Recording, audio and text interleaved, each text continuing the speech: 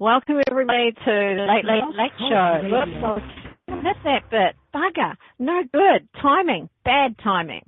So short hair matches my height, says now. Well, she's like Germany, starting a war on all fronts there. She's got Roger down, now she's going for me.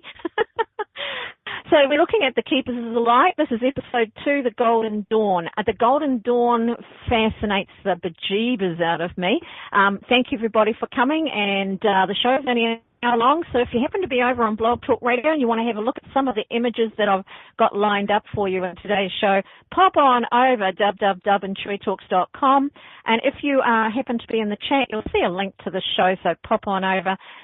Otherwise, just sit back, chill, and listen. I won't be addressing the chat over there at all. This show doesn't take callers. If you want to be on readings night, then you need to come along Wednesday at 9:30 where we have a little bit of that going on. Having said that, let's move right along. You know, the Golden Dawn is a fairly new philosophy. It's a fairly new organisation because it wasn't really started till 1887, and it was started by these three dudes. These three dudes are pretty interesting. That's Mathers, Woodman and Westcott, in 1887 when they started that. But you could argue, because of the philosophies and the way it was all brought together, that the Golden Dawn really dates right on back. One of the major philosophies, which I'm going to tell you later, it's the mystery magical bit, was founded, discovered and pulled forward in 1550 something, which I've got further down the track. But there's this whole interesting aspect for the Golden Dawn because it's like this hodgepodge. It's a hodgepodge of stuff, you know, like exciting stuff, ancient Egyptian philosophies and ideals and rituals. Jewish Kabbalah, of course, is in there big time. The Greek mysteries and several strands of Christianity are just chucked on in there for good measure. A few other Western sort of esoteric traditions, and this is written in that way by Israel Regardie, the Golden Dawn. Now, he's an interesting character because he's not really popular with the Golden Dawn, so neither is Aleister Crowley, so we'll talk about that in a bit. But as it's a fairly recent order, they've pulled all of the stuff that they could find, these intellectual dudes. I have an issue. I've got to say right at the start, look at that picture. That's the three guys, right, the three stooges. And the pomp and ceremony around them is evident just in that photo. On the left there, Mathers looks almost like something, you know, they look kind of royal and religious, I suppose. You know, the two dudes on the left are wearing very English royal garb, even down to the Queen's and their cloaks. They have these little white furry lines, or what I should have said is they have a lined fur around, just like these are sort of mimicking, if you like, the royalty, and it's almost got a wannabe thing going on. But these guys had money, you know, they weren't poor guys pretending to be rich. And then the guy on the right, I mean, the whole posture, what he's wearing reminds you of religion and you know, Catholicism really. The hat and the scepter are all there. But we also have to acknowledge that these things come from a very distant past. So they may be used in this way, but it does come from a distant past. They generated a body of esoteric knowledge that cannot really be equaled anywhere. The Hermetic magic, divination, alchemy and philosophy that is really unparalleled to this day. Traditions are seemingly different as chaos magic. Chaos magic is almost quantum physics in the making, so it's like, where did they get that from? It's like, it's food, you know, it's food for me anyway. But they also had this I don't know if you know about Gardnerian Wicca, but it's a very different type of Wicca, and we will talk about Wicca as well as we go through the Keepers of Light and the different philosophies. But they all have roots that come out of the Golden Dawn, these things, rather than the other way around. It's had this profound influence on artists, like there was Yeats, W.B. Yeats and Arthur McKen and Arthur Edward Waite were all influenced by the Golden Dawn. They all joined the Golden Dawn. Aleister Crowley, as I said, there's a list as long as your arm of, you know, well-knowns that joined the Golden Dawn in its later manifestations. It's a very short-lived order, actually, of not much more than 100 years in itself. It's the fascinating spiritual mysteries taught by the Golden Dawn continue to have a pretty profound effect on a lot of people today. And they have a system of magic, and I think that's the thing. Welcome, Jenny. That's the big thing, the word magic. You know, it doesn't appear in many places, but it appears in the Golden Dawn in a very upfront, stand-up kind of a group of people, you know. These were not that's the book written by Regardie, which was hotly contested and part of the influence of the breakdown of the Golden Dawn. It was an interesting time, the 100 years sort of, well, not even 100 years that it existed. And it was an interesting thing that was something that was so well thought out, so structured, so phenomenal, that it broke down at all so quickly. You know, you'd think that it got a couple. Scientology is stronger today than the Golden Dawn because the Golden Dawn's dissolute. But it's like, how the hell did that happen? It's like, how did that happen?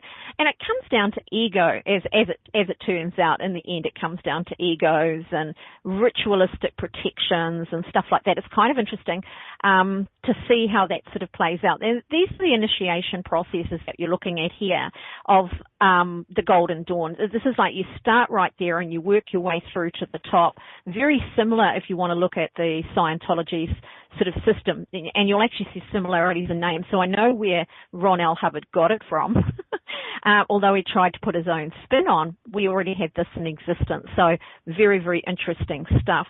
They focus of the Golden Dawn was primarily Western, so they didn't really want to be within the Theosophical Society's Eastern traditions. You know, these guys had said, yeah, we don't want the Eastern stuff. We want to keep it fairly Western, but we don't want to exclude magic. We don't want to exclude alchemy. We don't want to exclude anything. We just don't want it to be an Eastern philosophy dressed up, which is what the Theosophical Society ultimately did. They really borrowed heavily from Judeo-Christian, which is the Jewish faith, and Kabbalah, the Greek and Egyptians. I mean, the Egyptian thing's so strong in them that they run around wearing Egyptian clothes half the time, you know. Some Eastern ideas have crept in more recent times, but it is a hierarchical matricular system. A matricular system is one where, like when a person calls themselves a reverend, well, not calls themselves, but if you work your way through any clergy or religious system, there's a hierarchy, and you start as an initiate. And the Golden Dawn tends to see itself as an initiation process rather than an achievement process, which I kind of liked. I say liked because they don't exist now. There's this real idea that, you know, you go through some rituals, you learn some stuff, then you bring yourself through to this point of another initiation, rather than I'm at the top of the game kind of a thing. So there's a very strong energy aligned with what they do. Now the Rosy Cross, it's become the front man, if you like, for Hermetic anything. It's the front man for the Rosicrucians, but it was originally the front for the Order of the Golden Dawn. Please note that what I've written there is the actual name of the original Golden Dawn was the Hermetic Order of the Golden Dawn, to differentiate it. This cross, I was given this cross and its breakdown many years ago by a friend who was practicing Hermetic vibrational medicine.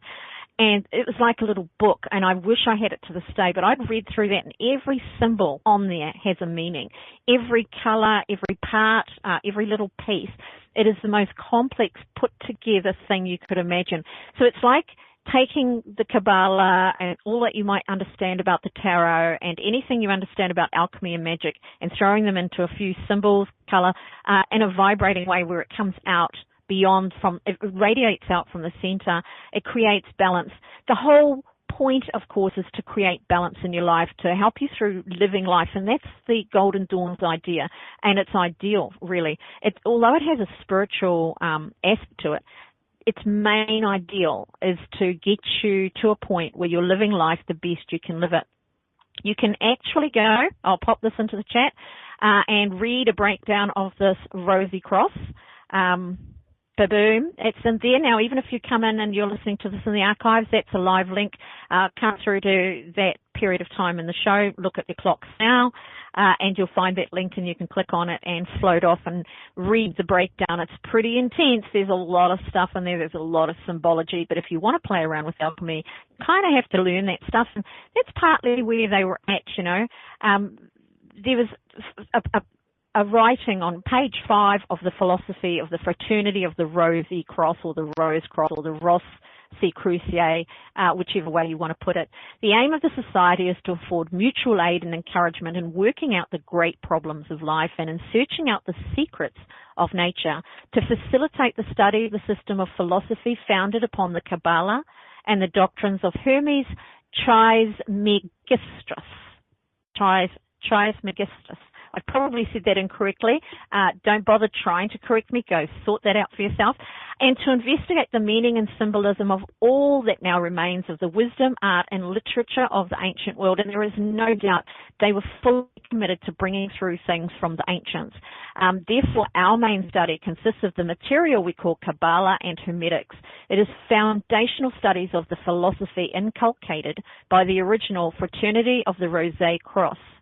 Crucis, or Rose Crucis, that's the fraternity of the Rosy Cross. So the Rosy Cross itself, this cross, this particular emblem, is ancient, not new. The things that were put forward, for example, you've got, I'll just go through a couple of the symbols on here because it's mind-blowing stuff when you want to get into it. Zelator, which is the IA with the little accent on the top, go find it in there, is recommended to study the powers and properties of numbers and the philosophy of the Hebrew Kabbalah, in which the relations between numbers, letters, words, and things are defined. And this is a powerful thing in the Kabbalah, but it's also a very powerful thing in the Torah, which is considered to be an ever-evolving, predictive model, historical record, that it can be made, if you like, to show itself to us with the right understanding. And we'll go on a little bit with that because, of course, that would take me to the next part. We've got the Theoricus, which is like a 2 ones with an A and an accent on top, and a little wee degrees symbol, is the mysteries of nature, of mineral, vegetable, and animal life are proper studies. And its ritual of admission teaches you that beyond the colors as well as the forms of objects, there are occult relations which need investigation. It's so quantum physics, isn't it? We also hear doctrines on the elements, the zodiac, the Hebrew divine name, Yahweh, and, of course, the 4 worlds of the Kabbalistic philosophy. Now, it goes beyond that because we have got in 1556, 1558, I'll get there in a minute, some channeled works which are phenomenal, to say the least, and they are the root of the secret aspect, if you like, of the golden order, Hermetic order of the Golden Dawn. Lost myself there. These 4 areas, we've got the philosophers, practicus, are the basic first teachings of the first order, which culminate in the entrance of the grade of the second order, which is adeptus minor, which relate to the center of the tree of life, the sphere of the sun, the sphere of 6. So we are looking at working through the Kabbalah, and anybody who knows my tarot work knows that the Kabbalah plays a big role. Anybody who understands Eliphas Levi, who was a member, an original early member of the Golden Dawn, towards the end of his life, as he was becoming older, he had already studied meticulously a massive amount of spiritual material and had begun this forming of imagery to create cards to understand our own spirituality, really, is what he was aiming for. So where's your little red pointer? There it is. See? Hiya, Tom. Now, interestingly enough, I start to lose the plot. I get all excited and think, this is so wonderful, this is fantastic. But what's the secrecy bit? And what's all this weird clothes? What are these bits that these guys have to do? It's almost, it's just a bizarre thing to me that grown men get into when they form these incredibly serious orders. And it does me no little harm, because I look at it and I'm suddenly dissy about it. I'm suddenly like, I don't know, you guys. There's no doubt a lot of secrecy surrounding the mysteries and teaching of the Golden Dawn, but many do posit the existence of a group mind like that, which can develop in some seriously minded associations of individuals. And so what we're saying there is that when you get a group together of people with a very strong belief structure or very strong doctrination or ritual, they start to think almost as one. We're not saying they think alike necessarily, but it's because most of us look funny in dresses, says Roger. Most men really do look funny in dress. and dresses. But these aren't even dresses. These are weird cloaks and things. So, it's the Masons do a similar thing. They put bibs on and aprons, and, it's an oddity to me that grown men can't get past this. Religion has it. You got men running around in dresses running all over the place. And it's just, I don't get it. I really don't. And big funky hats, such huge hats. It's what's that about? You can't tip your head over or your head will fall off, It forces people to be regal, like so, But secrecy is the question, and the secrecy is definitely the question, because while there are those that try to justify it and explain it, sometimes calling it silence to differentiate it from, the idea of hoarding knowledge, they are trying to give us the impression in the Golden Dawn that they weren't trying to hoard knowledge at all, that the secrecy was really about there's no secrecy, it's just a matter of timing, that as you learn or as you grow or as you put yourself in a position to understand or comprehend by using ritual, by learning and gaining knowledge prior to, then you are able to comprehend and understand the next level of information. I kind of get it, to be honest, but they did really cause a dirty great big stink when a few people tried to reveal their rituals to stuff them up, which tells me they were probably pretty stuffy. Which is, they upset the young fellas, they upset the different ones, and this is what probably happened in the end with their overt control of their product. And it is a product, by the way. If you're making money off it, it's a product. They had donations, they had people putting money into it, they had rituals, they were attracting for a while hundreds and hundreds of initiates every few months. It was really firing big time, really firing big time.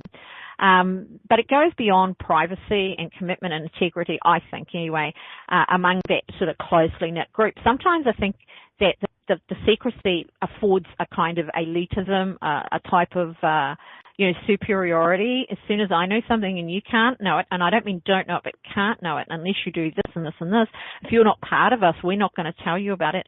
There's a question in my mind straight away. It's your business what you share. If you've got a knowledge or something and you want to share it, that's up to you. But to actively hold information, regardless of your reasoning, sort of has a bit of a problem for me when the Golden Dawn claims to be the ideal propagation of traditional, and they claim to be, bringing traditional alchemy, spirituality for the benefit of mankind, for humankind. It's really hard to justify and see that secrecy has a place in that, to be honest, even if they call it a privacy issue. I'm very much curious. I have the same issue with any religion where materials and scriptures and things that are of value to humanity are hidden, bringing to mind whether they're real or not, the prophecies that have been given over to the church that they held on to and said, we will not reveal these till blah, blah, blah. I'm like, yeah, whatever. Colin Lowe's got this analogy that I do kind of follow, which is do-it-yourself brain surgery as a book would be a bad idea, which I've quoted many times.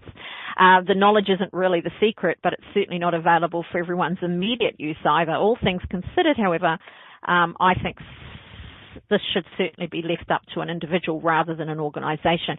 To quote Tiagi Nagaseva, there are very many good reasons for secrecy and very few for requiring it. So that says that as soon as you take an initiate and you say you're not allowed to share, you're really now requiring the secrecy. You're protecting your product, you're protecting your stuff, you're hiding it, if you like, from everybody. Maybe they hid it because they dress like this.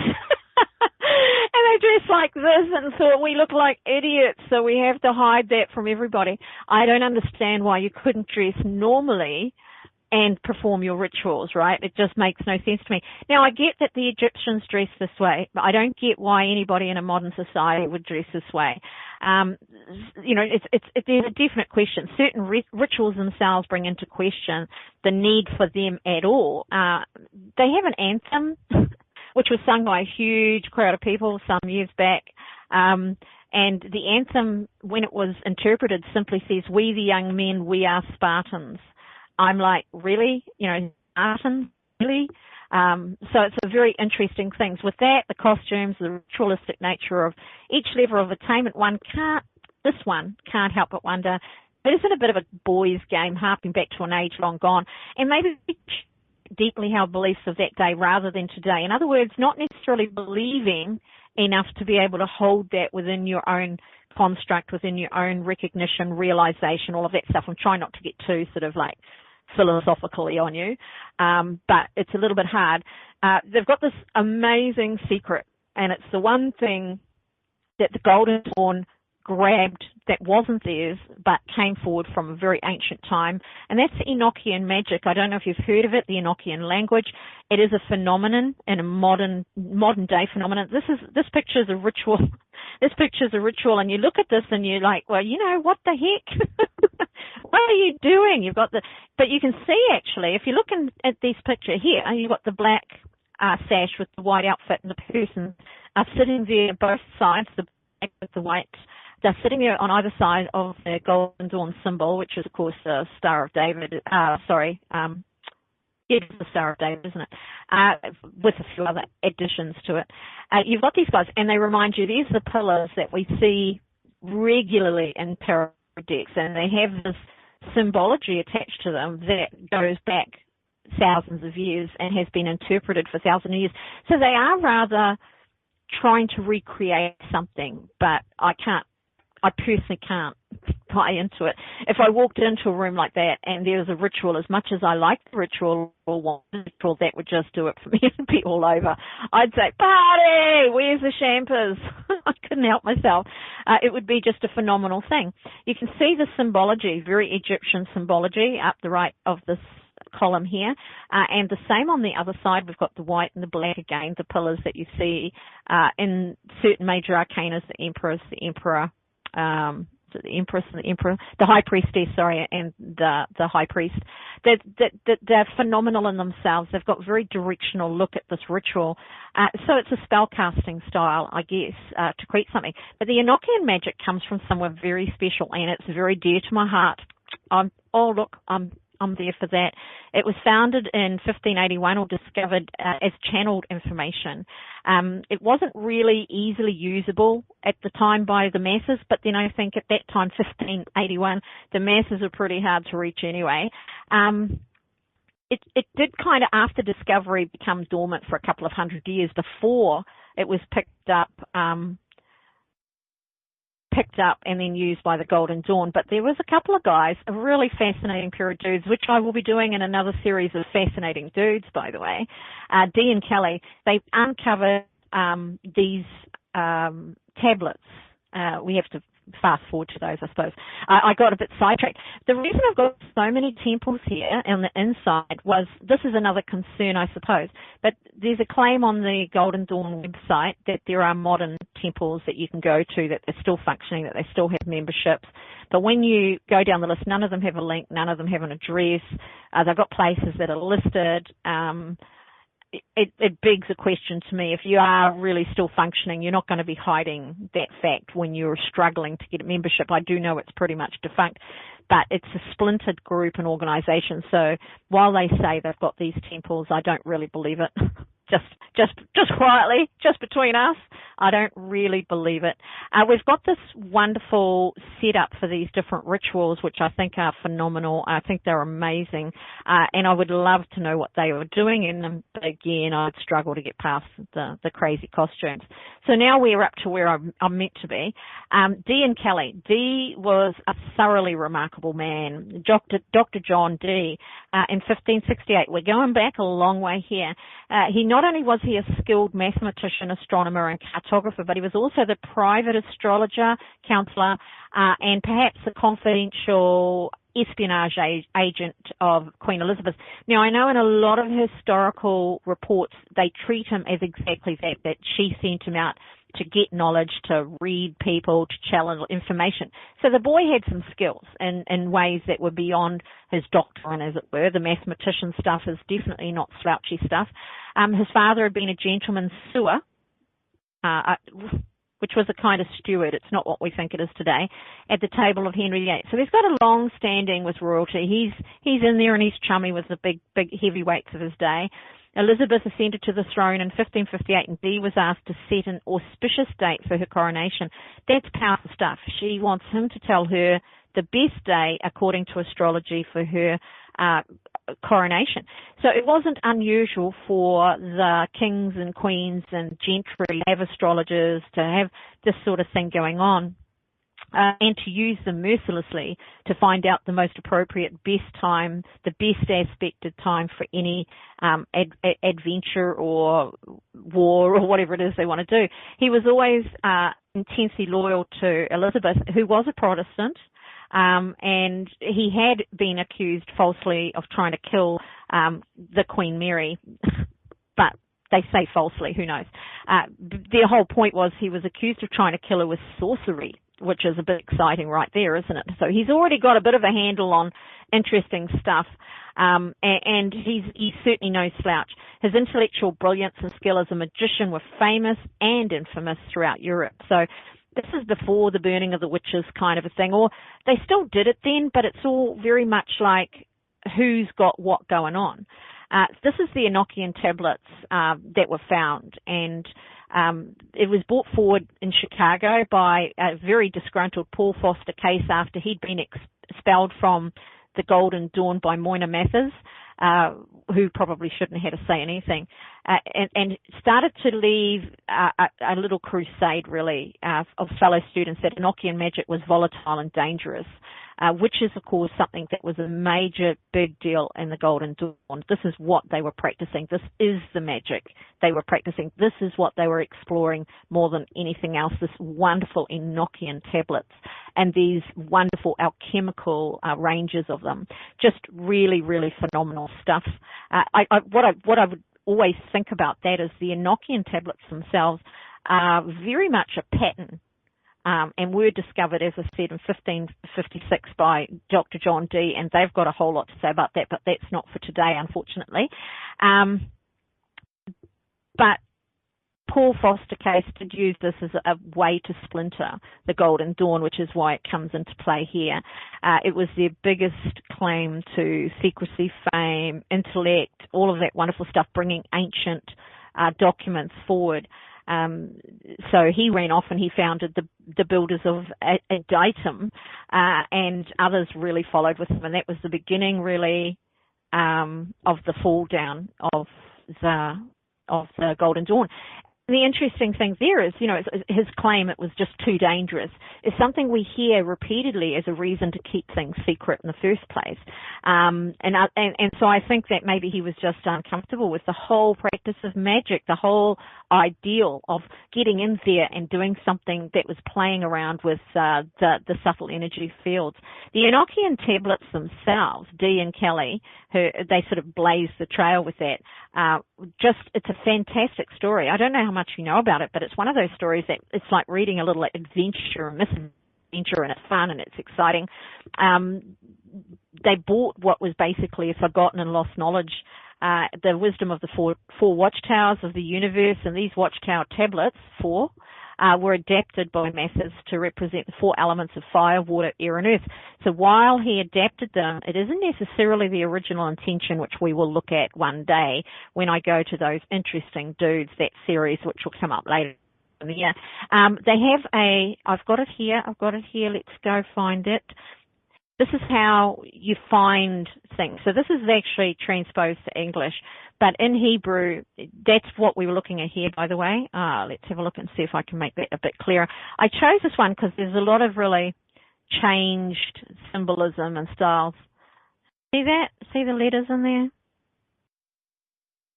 The symbols, the hieroglyphics. Really interesting range of stuff. This has been transposed, if you recall, by Dr. John D. And in here are considered to be patterns. And these patterns, when you find them within a pattern, that is to say, when we go to this one, you see the pattern is, in fact, right, the pattern is, in fact, there we go. Sorry about that. Chiefs and chiefettes. The pattern is, in fact, the spiral, right? As in the nautilus, etc., etc. So the idea is that you use sacred geometry in varying points here, and the letters it connects up with become the words, become the teachings, become the alchemical relationships between one thing and the next. And we do have a modern similar idea with this, actually, which came out of Michael Drosnin's book, The Bible Code. I don't know if anybody's seen or heard that. He used the Torah.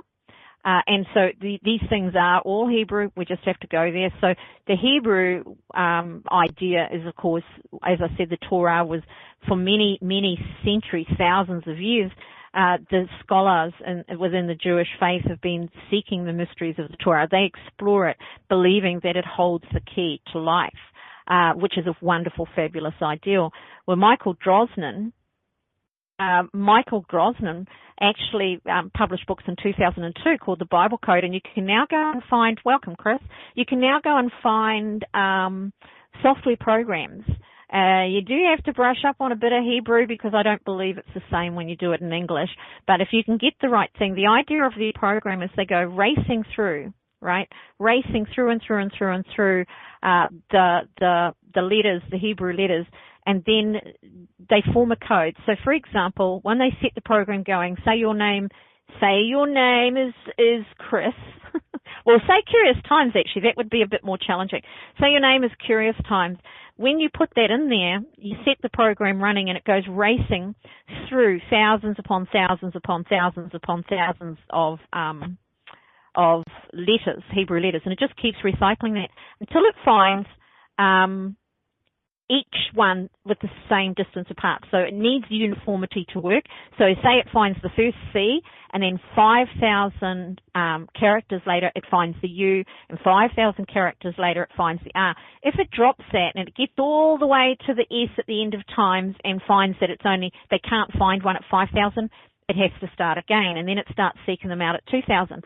Amazing stuff. If you've never read the Bible Code, the first one, there's 3 or 4 now, I think, pop along. It is fascinating. Then you get to look at the past, and I think we learn that way too. You know, they talk about putting in Jesus of Nazareth versus Christ and all of this sort of stuff, and they put these names in Hebrew. They find the Hebrew alliteration and put them in, and then they get the most amazing predictions back, if not explanations. So it's a fascinating idea, and it's an impressive thing to be able to do. And so what Drosnin did was he said, where is it that we've got a book from, like the Torah, that can only be properly interpreted in the way that the Jewish mystics and scholars want it to be, with a computer, that you could never have done this in a million years by hand. You couldn't do and find these patterns. There was criticism. It was said that you could find those same patterns in a similarly long book called World at War and Peace, really big fat book, and they looked at the King James Bible, and it didn't work. It worked sometimes. It was a bit hit and miss. In the Torah, it worked every time. So you need a English to Hebrew, good program, and then you can put your stuff into the software and have it come out. Now, I did have a friend. She wrote the Crystal Ally cards. She's also Heaven and Earth Publications, I think. I'm not sure. She's got a healing. She's been around for a long time. She'd bought the software way back in the maybe 2003, 2004 when it first started. It was quite primitive then, and it was the most interesting thing because when she put it into the program, it came out calling her a visionary, and in the front of her book, actually, she writes that about herself, that she is a visionary. It went into a couple of paragraphs which pretty much described her nicely. So it spits it out. You're not guessing it. It's very, very, what do you call that? You know, when you step away from it, it's very objective because you're not creating it yourself. It just goes, it could go for days, just so as we're clear. So anyway, very interesting. So this Enochian tablets works in the same way. No, I don't, because I'm not actually talking about that at this point, but he's going to go into my Special Peeps program as well. And stuff everywhere. Just make sure you get good stuff. Don't get the rubbishy stuff. There were a whole lot that look up Drosnin, and once you get to his website, I don't doubt that he'll have the right or the best links for you to play around with his stuff. There are, I think, 3, maybe 4 books now, the Bible Codes, and that's where he's explored all these things. Now, they've come out over a very long period of time, basically because it's not a really fast thing to do.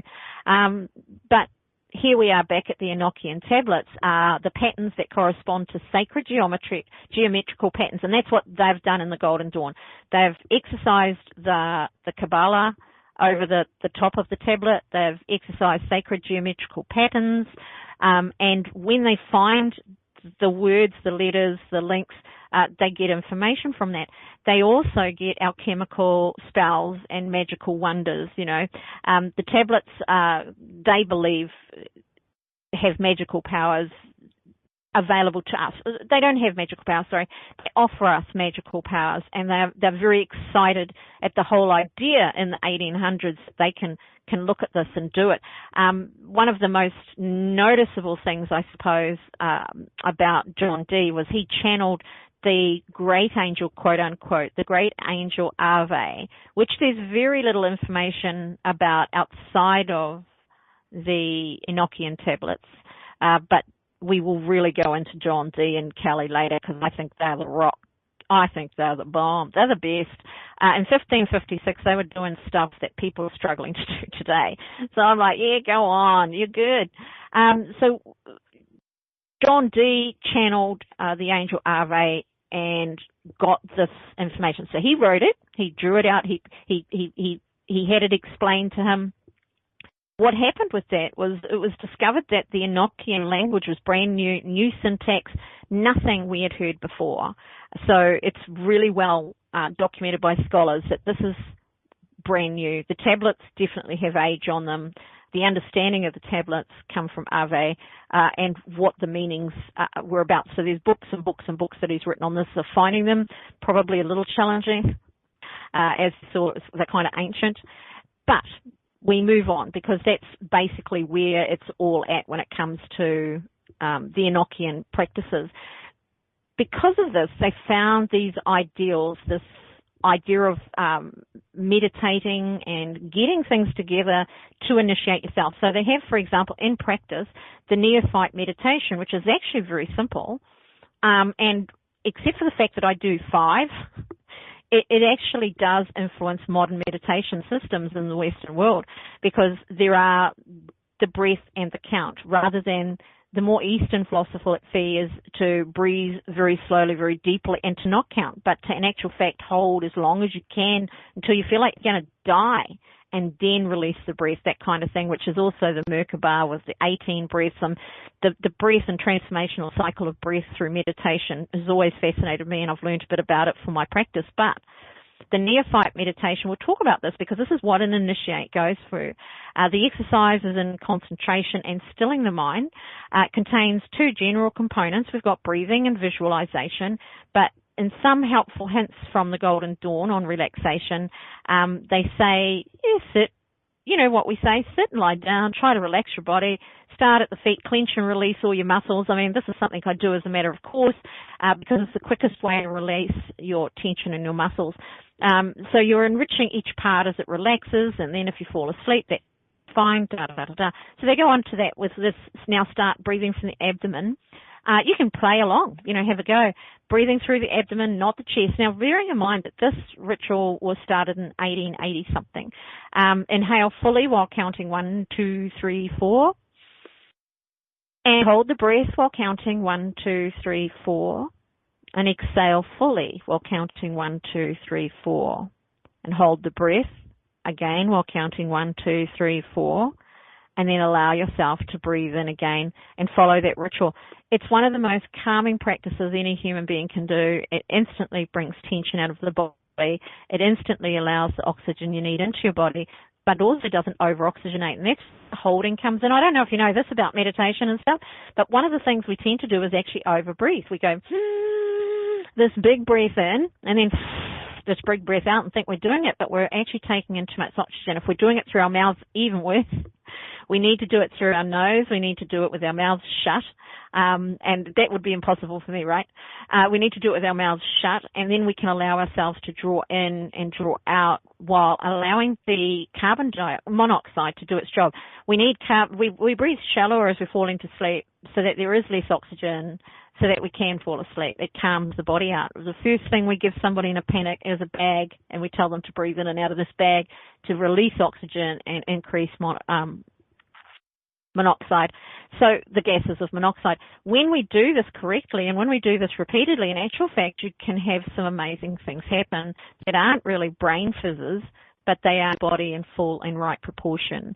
Releasing tension is never about more oxygen. It's always about the right balance between oxygen and I want to say monoxide poisoning all the time, but it's not. It's carbon monoxide. My brain took a left. There are other interesting things. The Golden Dawn had a banishing ritual, and that's what we were talking about with certain types of modern Wicca coming from there. They had rituals, they had spells, they practiced some very intense ritualistic, I suppose, spell casting to get things, to change things, and they called on any amount of ancient techniques to do that, especially the Egyptians. Walk like an Egyptian. The idea of the banishing spell wasn't so much materialistic as it tends to be thought of in a more modern Wicca way, but the idea was for it to be used to purify the environment. The banishing was banishing negativity, damage, nasty stuff out of your environment more than anything else. That could include evil spirits or undesired unconscious thought forms, which I always find quite interesting, because an unconscious thought form is somebody who may be asleep having a yucky dream who hates you. And so, kaboom, their attention's on you. Things that people call these days psychic attacks, I suppose. The whole idea that somebody else's thoughts can run out and grab you and cause you some strife. If somebody's thinking negative or horrible thoughts about you, it can affect you, especially if you're aware that you're not popular. I had a friend many years ago who'd done a little bit of a dashy thing, and she felt very small for quite a while. And after the first day, she felt worse. And by day 3 or 4, she felt really, really bad. And my words to her were, well, what is different today to the first day? Have you changed what you did? Have you continued doing naughty things? And she said, well, no. And I said, so really it's just your mind. It's just your awareness that everybody knows by now. Every day more people know, and your awareness that their thoughts may not be very generous. So the key there is about our awareness to a certain extent. But I will allow that some people thinking intensely of you can have an effect, whether it's good or bad. So the banishing ritual is about making sure that all of that buggers off, really. The things that must vacate before you can do anything else. In fact, so if you have a lot of negativity around you, according to the Golden Dawn's ritual here, it's a pentagram ritual too, by the way, you need to first get rid of that stuff. So you need to first banish all the bad things before you can even create a good spell. So it was considered like a pre-spell spell. Does that make sense? A pre-visualization spell. So that once you get into that energy, once you cleared all of that, then now you have finally set the environment correctly to do the thing that you really want to do. So a banishing spell sort of comes before. But I'll tell you what, it's huge. I'm like your 5-minute girl, you know. These things are enormous. It's like, didn't they have anything else to do? The focus to the detail on these rituals is military-like. There's like everything is within a precise space and place. Everything has to be exactly where it should be. There's no two centimeters over there. There's no, oh, she'll be right, shove it over there. It has to be exactly in the right place according to the Golden Dawn. The banishing ritual that we're going to look at was given to the neophytes of the Golden Dawn to get them prepared and accustomed to dealing with the spiritual realm. So they're saying you need to learn this because you're moving up now. You've initiated in our first level. You're going to be talking to spirits, and you need to be prepared for that. You need to make sure that only good spirits come through. You need to make sure that if you're going to channel, because of course remember that the Enochian tablets and the interpretation are all channeled information, not the tablets themselves, but they're all channeled information on the interpretation of them. It's like this phenomenal thing when Dr. John.The starts exploring these tablets, and the next thing you know, he's channeling an angel. Woohoo! Good stuff. And nobody laughed at him. Look at that. Nobody mocked him. It's not a problem. Scientists alike, the Enochian tablets are a mighty thing. Nobody went, you stupid man. First, you must perform a Kabbalistic cross, and there's the words right there, perform the Kabbalistic cross. You don't just draw it, you don't just pull the card, you don't just look at one that you bought, you must actually perform it. So I really do like that aspect of it. There's this energy of, because you're performing it, it follows into the visualization techniques of imagine yourself in that car, imagine yourself in that house, imagine yourself in that environment, in that place and space. You know, all of those wonderful, wonderful things are at play here. That when you put yourself in the whole thing, I've done it with crystals before today, I've done it with many things, actually place myself inside them. You get this different experience. It goes on, I'll give you a little bit of it. Face east and take a steel dagger in your right hand. Touch your forehead and say, Ate, which is thou art. Touch your breast and say Malkuth, which is the kingdom. Touch your right shoulder. I don't know if you have to do that with your right hand or left hand. And say Vegebura, probably said that wrong, and the power. Touch your left shoulder and say Vegedula and the glory. Clasp your left hand over your right hand. I'm going to be playing, what's it called now? What's that game? With all the spots on the floor, I can't remember. I'll be playing it soon, Twister or something. And of course, clasp your left hand over your right hand before you say Le Olam, which is forever. Turn the dagger upwards. I don't know where I put it in the meantime. Turn the dagger upwards and say Amen. Put your left foot in. It's pretty intense, I tell you. I try to figure out how I did. I touched my breast. Next, while facing the east, you've got to turn to the east. That's after, well, hang on, while facing east, banishing, you must trace a banishing pentagram of earth in the order of 1, 2, 3, 4, 5, 1. In actual fact, I've got that pentagram, but I didn't get a chance to upload it. In the air in front of you. Dung, dung, dung, dung, dung. Now, interestingly enough, when I first attuned to Satium and healing energies there, we did these connective sequences, and I learned the symbols, and I always did them in the air. And the lady that attuned me, the master teacher of many years of Reiki and quantum touch and quantum healing, and she did masses of stuff. She didn't know why I did that. And I said, I don't know why I do it. It just makes sense to me to do that. Then, of course, we've got to say, banishing pentagram of earth. Simultaneously, with tracing the pentagram, vibrate the Hebrew name, Yahweh. And I'm like, woo! Well, this is all pre-Reiki, actually, by a significant amount of time. So this is my whole point in the Keepers of the Light, is that they have influenced our modern... I don't think I did. Did I? I did not. I said Yahweh. The whole thing is that you're doing all of this stuff, which is very physically demanding, maybe, and you're vibrating the Hebrew name, which I'm assuming is a tone, Yahweh, and you are holding this. And now you need to rotate clockwise, tracing 1/4 of a circle in the air with your dagger and face south. Have we got that, people? If this is a class, would you be able to pass if I asked you to do it in front of me or write it down? Honestly, complex. It is. Guess what? This is like that much of the ritual. The ritual goes on and on, because after south, we need to go west and north.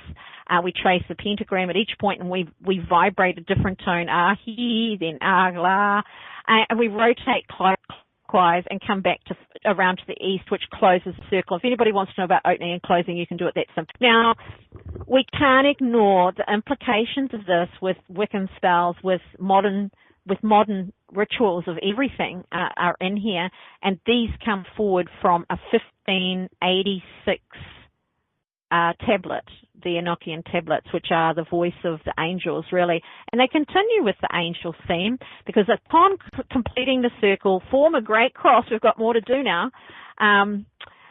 We've got more to do yet. Form a great cross, which is feet together, arms extended horizontally with the palms forward. Palms forward, like so, like that. Okay. Close your eyes and recite the archangelic powers stationed about the circle. This is the recital before me, Raphael. And of course, with Satium, one of the first invocations I learned was the angelic invocation, which of course I've taught many times to people, and it's phenomenal. It's wonderful, I've got to say. But here we go. Before me, Raphael. Behind me, Gabriel. At my right hand, Michael. At my left hand, Oriel. Now, these are all used in my satium training. I was taught this 20 years ago, but not as a Golden Dawn thing. And that's my whole point right there. This has been brought forward by somebody who's brought it into a different realm, into a different space and place. Before me flames the pentagram. Behind me shines the six-rayed star. We recognize a lot of these words, we recognize a lot of this stuff. That's interesting, Corrine. Kate Bush has this in her song. There's this whole thing. We must follow with the Kabbalistic cross again. After all of that, then we're finally done. And that's just the beginning. We're just starting, So it's all pretty out there stuff. Once you're in practice, there are a lot of these rituals. They had chemical practices that you had to do, which used chemicals that just the names scared me a little bit. So I decided not to tell you because I thought, somebody will go and use it and have a play, and then there'll be big trouble. There'll be big trouble. And I figured that we couldn't really afford to have big trouble, right? So I figured that I'm not going to tell you what those particular chemicals are, but they did play with chemicals. They actually had chemical rituals of things that, trouble. Do it. Look at this cherry. Do it. That's a crack up. We might look at that later because they do come from the Enochian magic of things, and I find that kind of fascinating. But it amused me, if no small amount. But we had scholars. You crazy, where that? Sherry, she's just danger mouse right there. I'm down. Let's get it. I'll think about it another day when I'm not recorded and I can't get into trouble for giving it. One of the biggest problems with the Golden Dawn, of course, was holding it together. It was their biggest problem. The death knell of the Golden Dawn came in around 1900. It was really the final days when Annie Horniman, here's her name, Horniman, a member of the Isis Urania Second Order, led a revolt literally against Mathers over several magical, political and monetary issues. It was all political, but we keep coming back to that magical thing, having a bit of an issue. So you've got people that are basically coming straight out of strong religions, and they're moving into this Golden Dawn, the spirituality. They're looking for something different. But then they're finding magical practice, which you didn't get with the Theosophical Society, and you didn't get with other splinter groups at the time, because they were all investigating, exploring, as I've shown you through the occultist series. If you go and have a look, we talk about these wonderful scholars who brought spirituality forward and taught us how to understand ancient writings, ancient understandings. But anyway, Horniman's single-handedly responsible for creating a really major splinter within the group. Suddenly there was posturing and then litigation. It became a court case concerning the ownership of the temple furniture, believe it or not, and other magical trappings. So it became the Rosy Cross is the same thing, exactly the same thing. The Rosy Cross comes from the Rosé Crucier, which is old, ancient. It's not new, and it's not specific to Golden Dawn, but the symbology and all that around it, which is now, because it's Hermetic, right? And so anything that uses Hermetic understandings will have the Rosy Cross in there somewhere. So anyway, they have this big court case over the belongings of the temple, and about this time, remaining Golden Dawn members, including Mathers themselves, were duped and ripped off by the Mr. and Mrs. Theo Horace, aka American Confidence Tricksters Frank Jackson and Eddie Salomon. They pretty much ripped them off, and they claimed to be high-grade members. Many lost a good deal of money and property, and so clearly as a group they were investing in members' ideas and stuff.